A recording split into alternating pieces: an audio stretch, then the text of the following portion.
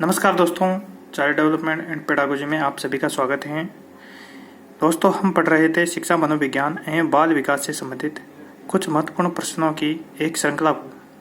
पिछले वीडियो में हमने 1 से 20 तक के प्रश्न किए थे। आइए दोस्तों, आज हम 21 से आगे बढ़ते हैं। दोस्तों, 21वां प्रश्न है अनुबोधक प्रश्न।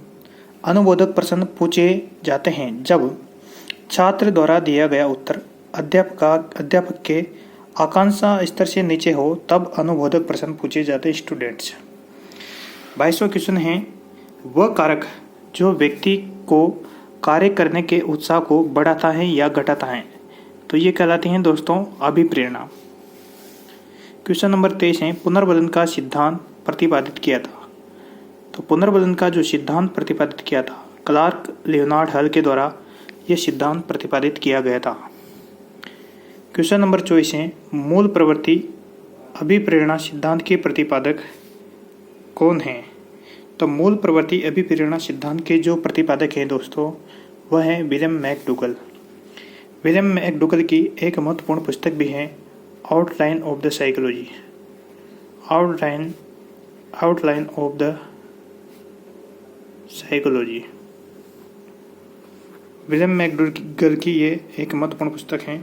क्वेश्चन नंबर 25 है संवेगों के तूफान एवं परेशानी का काल कौन सी अवस्था होती है?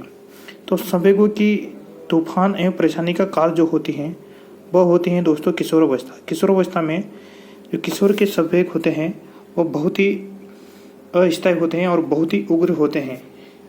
क्वेश्चन नंबर 26 है एलेक्सिया क्या है? तो एलेक्सिया दोस्तों पढ़ने की अक्षमता को क्या कहा जाता है? एलेक्सिया कहा जाता है। क्वेश्चन नंबर 27 है अमूर्त चिंतन की विशेषता होना किस बालक की विशेषता है? तो दोस्तों अमूर्त चिंतन की जो विशेषता पाई जाती है वो प्रतिभाशाली बालक की विशेषता है। प्रतिभाशाली जो बालक होता है उसमें जो चिंतन पाया जाता है वह अमूर्त चिंतन ज़्यादा पाया जाता है। अमूर्त चिंतन प्रतिभाशाली बालक की क्या है? विशेषता है। क्वेश्चन नंबर 28 गेस्टाल्ट मनोविज्ञान की आधारशिला किसने लिखी? तो गेस्टाल्ट मनोविज्ञान की जो आधारशिला रखी थी वो वर्दिमर के द्वारा रखी गई थी या मैक्स वर्दिमर के द्वारा रखी गई थी। क्वेश्चन नंबर 29 छात्र की गणित समस्या का पता लगाने के लिए किस परीक्षण की सहायता ली जाएगी?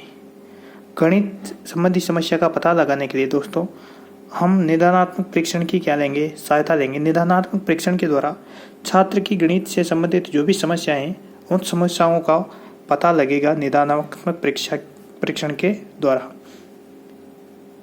प्रमाण से प्रत्यक्ष की ओर किस शिक्षण विधि से संबंधित है? तो दोस्तों प्रमाण से प्रत्यक्ष की ओर जो विधि है वह है निगमन विधि।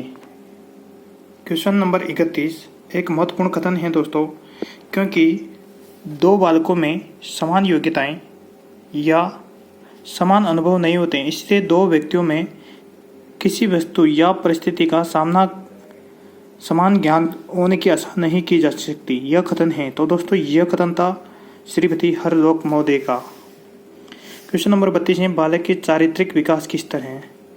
तो चारित्रिक विकास के जो स्तर हैं दोस्तों मूल प्रवर्त्यात्मक, पुरस्कार व दंड और सामाजिकता। क्वेश्चन नंबर 33 है जीवन की प्रत्येक घटना का वंशानुक्रम एवं वातावरण से किस विद्वान ने संबंध किया? तो जीवन की प्रत्येक घटना का वंशानुक्रम एवं वातावरण से जो संबंध बताया तो वो पेज एवं मैकाइवर के द्वारा बताया गया। क्वेश्चन नंबर 24 है बालक की अभिवृद्धि जैविक नियमों के अनुसार होती है। बालक की जो अभिवृद्धि है वह जैविक नियमों के अनुसार होती है। यह कथन किसका है? तो यह कथन है दोस्तों क्रोगमैन का।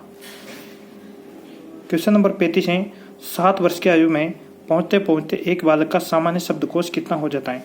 तो दोस्तों 7 वर्ष की आयु तक पहुंचते पहुंचते बालक का जो सामान्य शब्दकोश हो जाता है वह हो जाता है 6000 शब्द। क्वेश्चन नंबर 36 बालक की शक्ति का वह अंश जो किसी काम में नहीं आता है वह खेलों के माध्यम से बाहर निकाल दिया जाता है। तथ्य कौन सा सिद्धांत है? तो यह है दोस्तों अतिरिक्त शक्ति का सिद्धांत।